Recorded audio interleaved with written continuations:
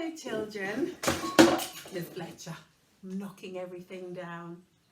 So what I thought we'd do is we were still talking about the size of things, and in our maths activity we looked at the small bed for the baby bear, the medium-sized bed and the big long bed for Daddy Bear. He needs a big bed.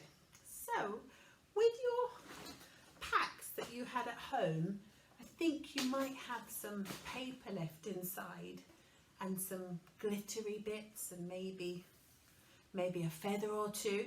Let's have a look to see if you could make a bed for your bear and a cover. So I have a box here, that's my cup of soup, and I'm just wondering how I could make a bed here. So I think I'll cut the top off, and you'll need the grown-up who is with you to help you cut the top off if you're going to cut a box. So I have my, I'm going to take that part of my box off, take it off. Oh, and I think I'll have my bed open at the very end, so that my feet can come off. That's my headboard. So in my bed, I'm going to give it a nice cover. So that's the small bed for Baby Bear. Now what cover do you think he'd want? So I can take that piece of paper I had earlier and I can put some, I could make a fancy bed cover. I could cover it with glue and I could put a feather on right in the middle. I'll have a feather on the cover, and I'm going to give my bed cover some sequins. Might even give, I shall give some very small sequins, see if they can stick on with the glue that I put. Oh, Miss Fletcher, they're falling off. Well, I'll have a little silver sequin. What else could I have on my cover?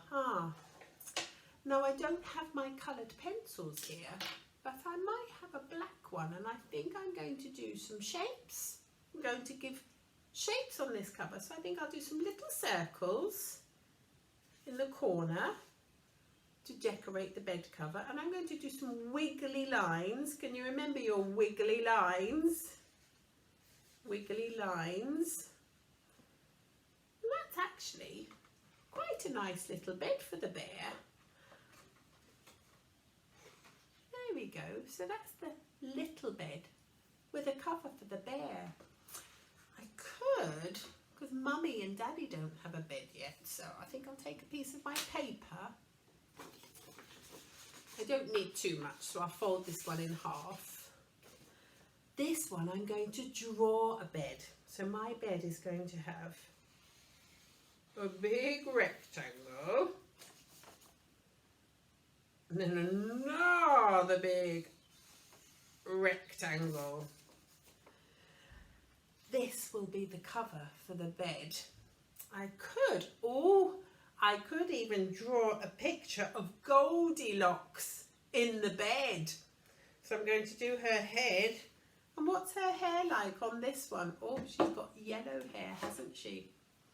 So with my pipe cleaner, I'm going to stick some yellow hair on her. I get my glue and stick that yellow hair on. I think I'll give her a smiley face and two eyes. She can be awake in this. Oh, her hair's fallen off. She can be awake in this picture. I think Miss Fletcher needs her glue to dry before she picks the picture up.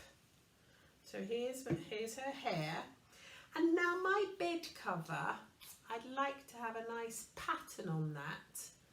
So I'm going to give it, I'm going to use sequins and, I'm going to use my sequins again. I'm going to go a green and then a yellow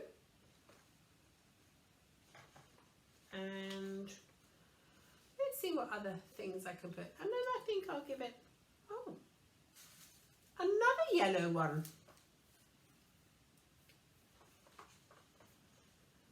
Right, so, well that bed cover's a little bit plain. So I think I need some coloured pencils or some pens to make it a little bit fancy.